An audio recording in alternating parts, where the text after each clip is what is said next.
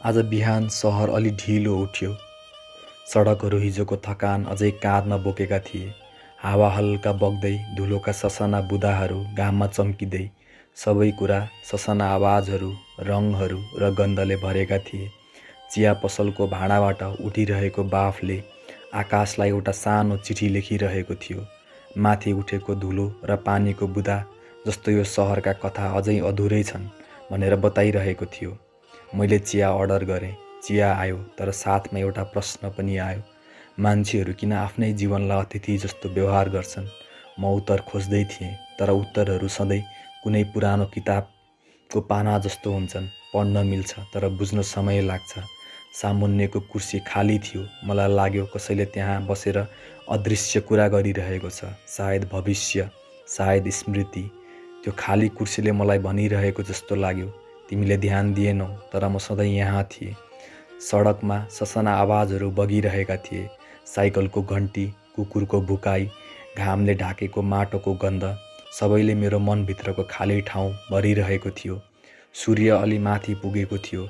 आकाशमा बादलको हल्का ढाक, तर घामका किरणले सडकका काँधमा छाया बनाइरहेका थिए। सडकका हर मोडमा कहिले ससाना बच्चा खेलिरहेका थिए, कहिले पुराना मान्छेको चाल ढिलो तर स्थिर। सबैले मेरो मनभित्रको कथा थप्दै थिए। दिउँसो सूर्यले सहरको काँधमा हात राख्यो र भन्यो, डराउनु पर्दैन, सबै कथाहरू पुरा हुनु जरुरी छैन। म केही समय स्थिर उभिएँ।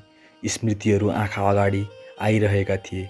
बच्चा हुँदा खेलिएका गल्लीहरू, पहिलो वर्षाको पानीमा उफ्रिँदा आएका डर, साथीहरूसँग हाँसो, आमाको मुस्कान, बुवाको नजर, सबैले मेरो पाना लेखेका थिए। म कुर्सीमा बसेँ।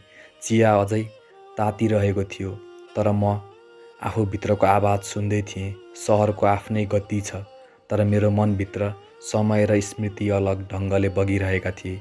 साँझ घाम अस्ताउँदै गर्दा पोखरी सुनौलो छायामा डुब्यो। हावा हल्का बग्यो। चराहरूले गीत गाए। म र साथीहरू घाँसमा ससाना सपना बुन्दै, ससाना गल्ती, ससाना हाँसो, साथीहरूको मिठास र हाम्रो बाल्यकाल, सबैले मेरो मनमा रङ र धुन भरे। पाताल माथि उड्ने सपना मेरो भित्री मनमा थियो। घामको किरणले अनुहार छुयो। पखेटा छैन, तर मनभरि उडान थियो। म ससाना पात, घाँसको हरियो रङ, हावा र पानीले मेरो कथा लेख्दै थिए। पहिलो वर्षाको चिसो पानी, पहिलो उफ्रिने डर, पहिलो दौडमा नाकाम, पहिलो हाँसोमा मित्रताको मिठास, ससाना फुल, घाँसको गन्ध, पोखरीको पानीमा खेल्दा उफ्रिने हल्का छिन्को, बुवाको मेहनती हात, आमाको माया, सबैले मेरो जीवनको रङ भर्यो। र साँझ पर्न थालेपछि सहर अलिक सुस्तरी बन्न थाल्यो। सडक सुनसान, तर स्मृति र समयका बुँदाहरू अझै बगिरहेका थिए। म हिँड्दै थिएँ, हरेक मोडमा केही कुरा सुन्दै, हरेक कुनामा स्मृति खोज्दै। चिया सकियो, तर मनभित्रको स्वाद अझै रह्यो। सहर सुस्तरी निदाइरहेको थियो, तर मेरो मन पूर्ण गतिमा।